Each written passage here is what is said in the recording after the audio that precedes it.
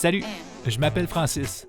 Aujourd'hui, on se plonge dans la tête d'une personne immigrante pour tenter de comprendre les défis auxquels sont confrontés les gens qui choisissent de s'installer dans un nouvel environnement. Bienvenue à Je migre en région. Y'all feel it? Oh.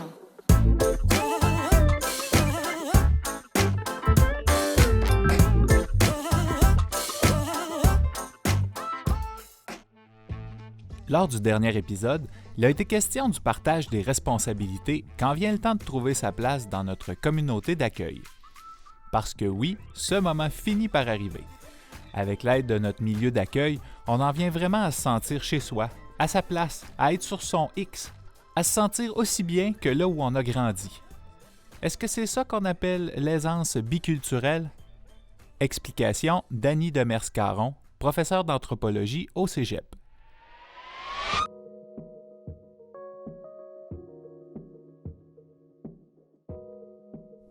L'aisance biculturelle, c'est lorsqu'on se sent aussi confortable dans notre culture d'origine que dans notre pays d'accueil. Évidemment, ça se fait pas en claquant des doigts. La culture, c'est pas un manteau qu'on peut mettre ou qu'on peut enlever selon les occasions. Tout notre être est tissé de notre culture, de nos expériences. Pour atteindre l'aisance biculturelle, il faut développer une connaissance approfondie d'une culture qui nous est complètement nouvelle, ses valeurs, son histoire, sa vision du monde.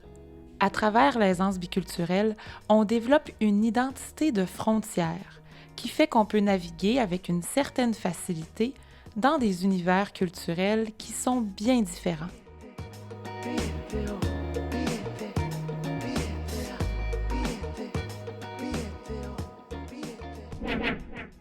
OK. Pour moi, par exemple, je suis un immigrant bas-laurentien qui arrive des Hautes-Laurentides. Je me sens chez nous dans ma maison à Causa-Piscale. Je me sens chez nous quand je fais mon épicerie à Amqui. Je me sens aussi chez moi quand je visite mes parents à Mont-Laurier puis que j'y croise d'anciens camarades d'école. Le territoire où je me sens parfaitement à l'aise, c'est ces deux endroits situés à 900 km l'un de l'autre. C'est quand même cool d'avoir un aussi grand terrain de jeu. Pour Jalinette, péruvienne d'origine, c'est la même chose.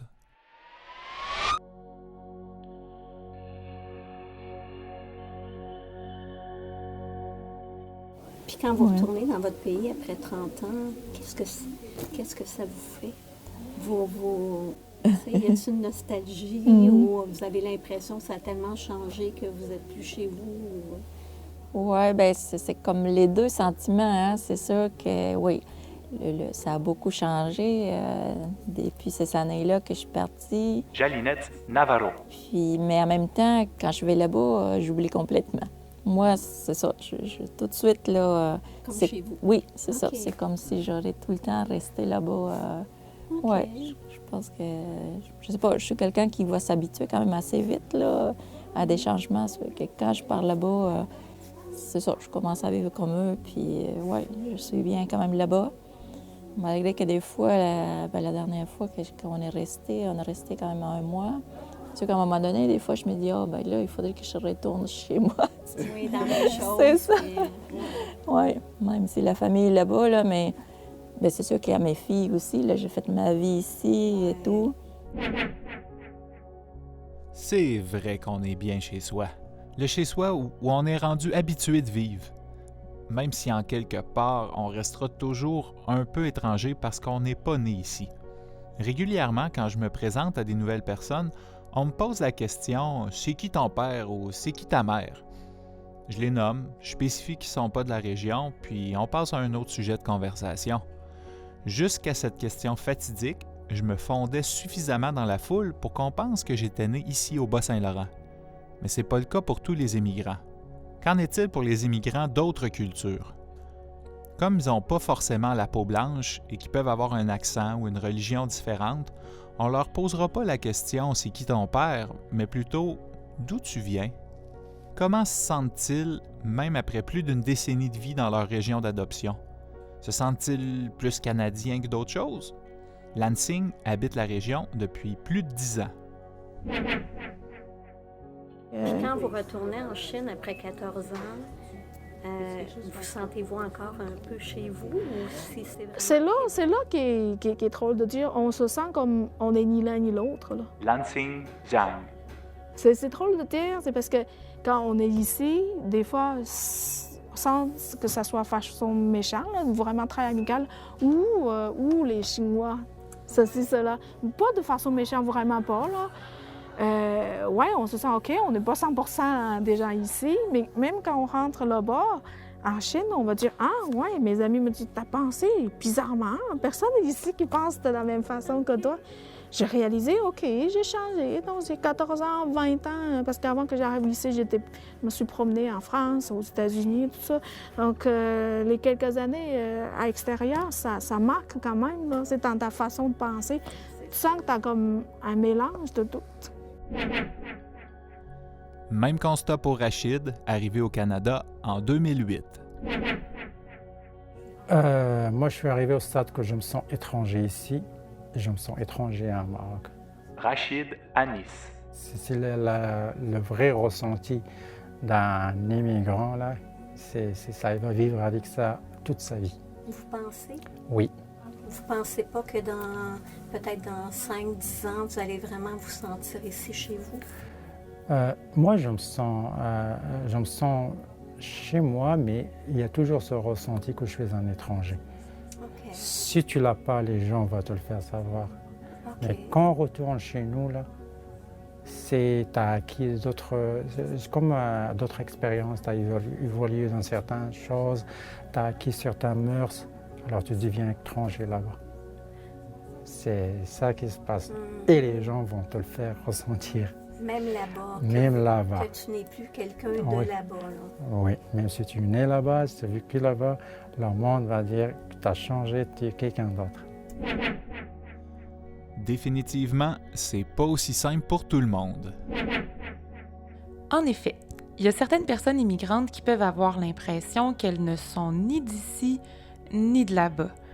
Cette impression peut être accentuée par le fait que, dans le regard des autres, elles se sentent enfermées dans une seule identité qui est trop simpliste. J'explique. Si, à tout moment, dans sa vie au Québec, une femme se fait réduire à être la Française qui travaille à la boulangerie et qu'on la résume constamment à cette simple identité, c'est certain qu'elle va avoir de la misère à pouvoir exprimer les autres dimensions de sa personnalité. Et si elle se fait demander à tous les jours, avec des bonnes intentions, mais quand même, « Oui, mais toi, là, t'es pas d'ici. Tu viens d'où? » Bien, c'est possible qu'elle ait de la difficulté à se sentir québécoise, parce qu'on lui rappelle constamment sa différence. Si en plus, quand elle retourne en France, on lui fait sentir qu'elle a acquis un statut d'étrangère, qui parle avec un accent québécois, ça se peut que ce soit difficile pour elle de sentir où sont ses racines. En fait, ce que ça nous dit, c'est qu'on a un rôle à jouer pour que les immigrants aient l'espace nécessaire pour ajouter une dimension québécoise à leur identité, pour qu'ils sentent qu'ils peuvent faire partie du fameux « nous » et ainsi atteindre plus facilement l'aisance biculturelle. De son côté, Jean-Marie, qui est arrivé au Canada en 1995, a sa façon bien à lui de décrire son adaptation.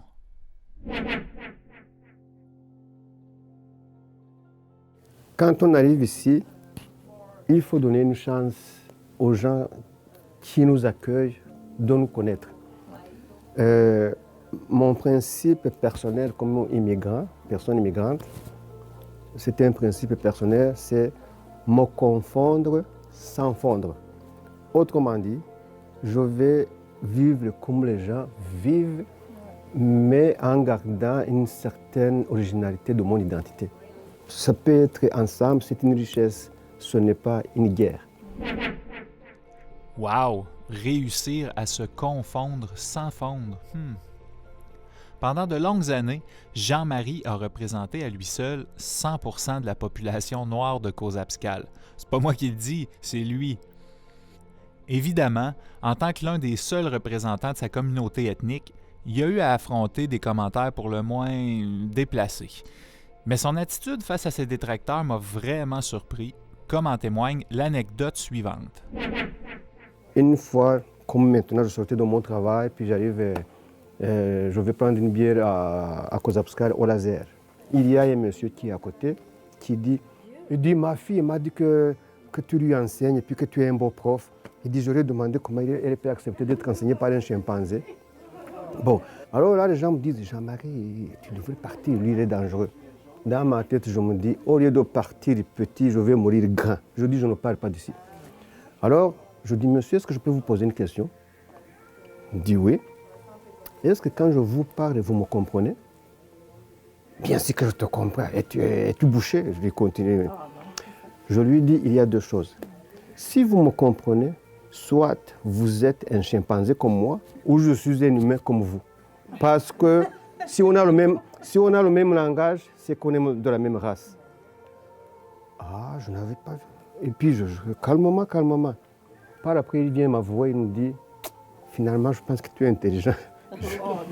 Donc là, moi, je l'ai amené tranquillement jusqu'à ce qu'on se comprenne.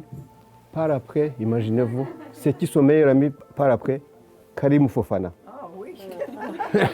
Karim est allé travailler à Saint-Vianney au Moulin. Oui. Et puis, c'était lui son protégé. Ah. Et puis, par après, il m'a dit, il est venu s'excuser, il dit, excusez-moi, je ne sais pas où mon esprit était. Il dit, mon meilleur ami, c'est Karim. Oh, je dis, toi, c'est ton meilleur ami, moi, c'est mon frère.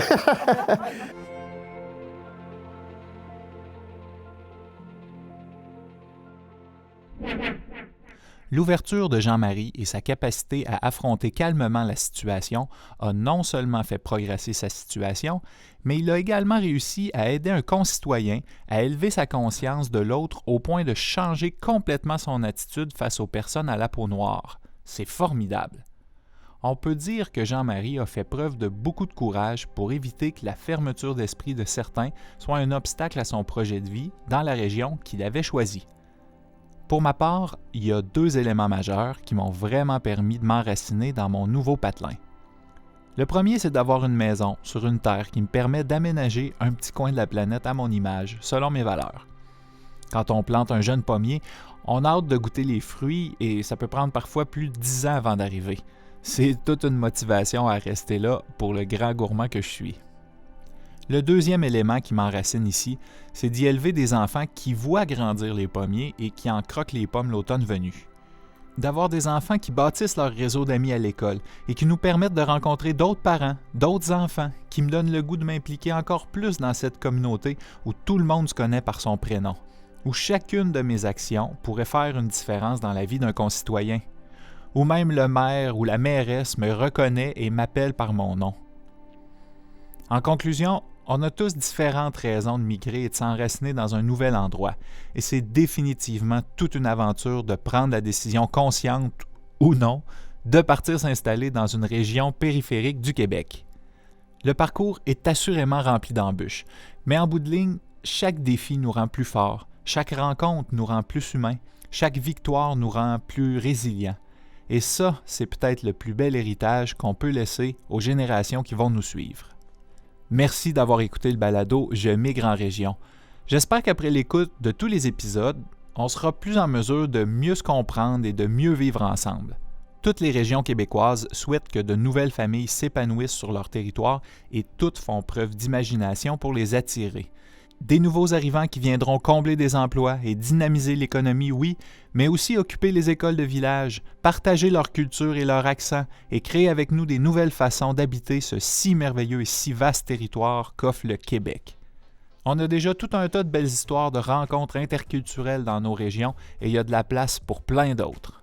D'ici à ce que ça se produise, je vous dis à la prochaine fois et au plaisir de vous rencontrer dans la MRC de la Matapédia.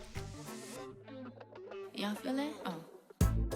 Le balado Je migre en région est produit par la MRC de la Matapédia avec la participation financière du gouvernement du Québec. Réalisation TVC de la Matapédia. Scénarisation Francis Pelletier, Annie Demers-Caron et Isabelle Pinard. Montage sonore et narration Francis Pelletier. Intervenante Annie Demers-Caron. Ont participé à cet épisode Jalinette Navarro, Langching Jiang, Jean-Marie Cabera et Rachid Anis.